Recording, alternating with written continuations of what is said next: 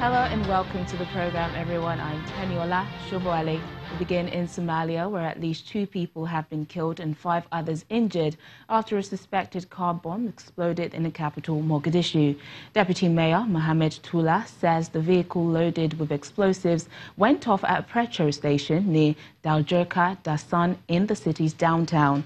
Eyewitnesses say the huge explosion sent a towering plume of smoke into the sky, burning multiple vehicles in a parking lot of the area. There's been no claim of responsibility for the attack. Liberia's President George Weah has rejected opposition's criticism that he had not lived up to his ambitious plans. Amid growing economic hardships and high cost of living, he delivered a defiant 2-hour-long State of the Nation address.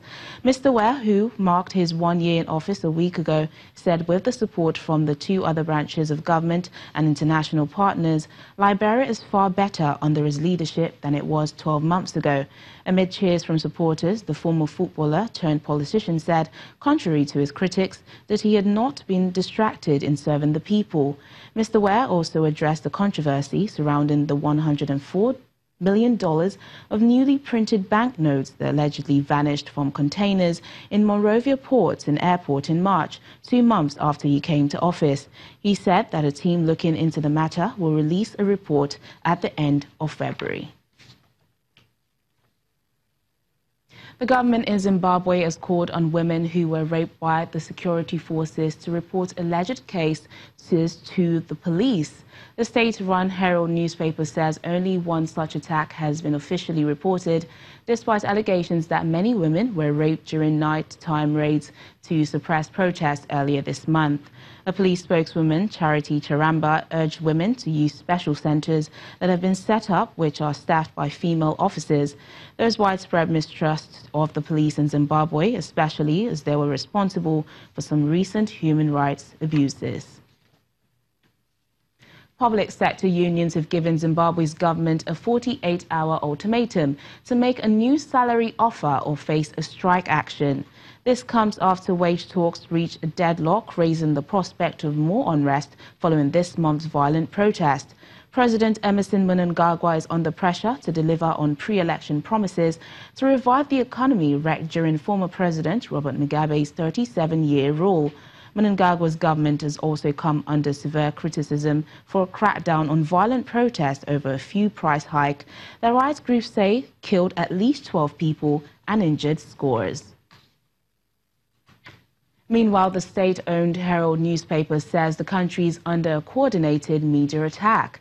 This comes a day after President Emmerson Mnangagwa said he was appalled by an attack by security officials on a protester that was featured in a British TV station. The report by Sky News showed a handcuffed man being pulled away from a van by a soldier and at least 1 police officer. He is then seen beaten repeatedly around the head by one of the officials. The Herald says that the Zimbabwean authorities are worried about the reports by Sky News and Company alleging that a Western embassy is working with 2 local newspapers to smear the country. There's been widespread criticism of the way security forces have handled protests that broke out a fortnight ago following a more than doubling in fuel prices. Joining us now is a Zimbabwean journalist, Nigel Yamatumbu, to discuss more on this. Hello, Nigel. Hello. Let's begin with the media story. Has there been a crackdown on the media in Zimbabwe since this story aired that the beating of a protester was caught on camera? Well, not really. Actually the story carried by the Herald tried to portray was that the report by the Sky News and that indeed international media on the violent conflict and on the situation in the country is really just coordinated to tarnish the image of the country, and in particular that President Emmerson Mnangagwa's administration. Of course, as the media has been under scrutiny with 2 South African journalists being spotted during the time so-called shutdown. We also have cases of violence against journalists harassment, and a general down on media free expression in the country during the period. So yes, we have seen an onslaught of the media, but I would not agree with the Herald report, with the state-controlled report, that the news that is being broadcast or is being published in the international media is a coordinated attempt. I think the media is just playing its role to let the world know exactly what's happening in Zimbabwe.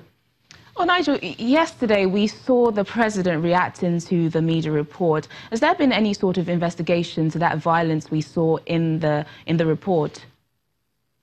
Well, the government, through the Zimbabwe Republic Police, has already pronounced itself on the matter to say the footage that was used in that particular story is from 2016, something that is still a subject of hot debate, because the registration numbers on that vehicle are not definitely 2016, but that is still something that is not really based on any tangible evidence, and it could pretty much turn out to be government's word against the Sky News report, as it were.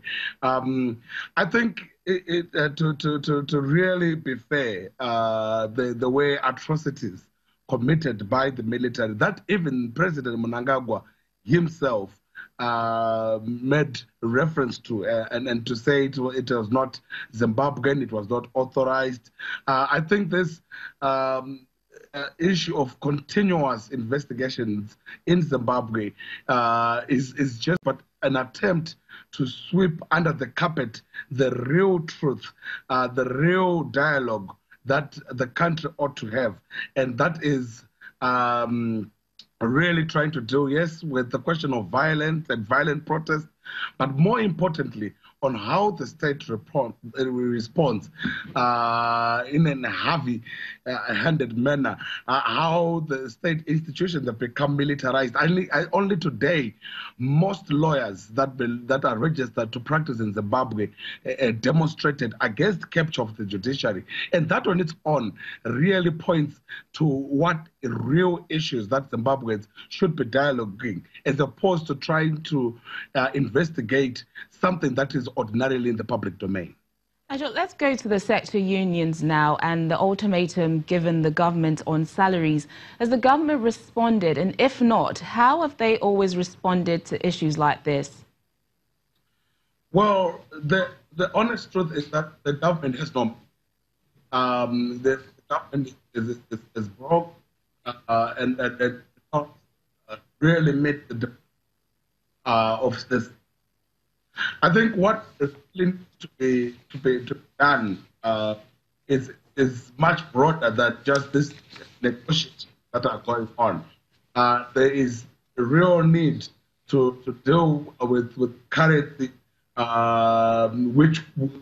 currency issues which definitely need reform.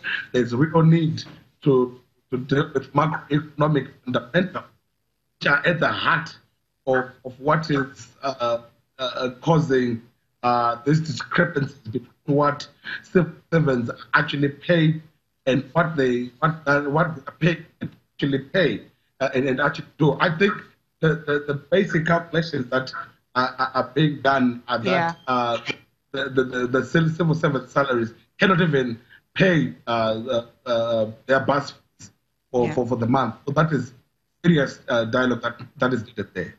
Well, Nigel, thank you for giving us an update on that story. I'm sure we'll be talking to you as the week progresses.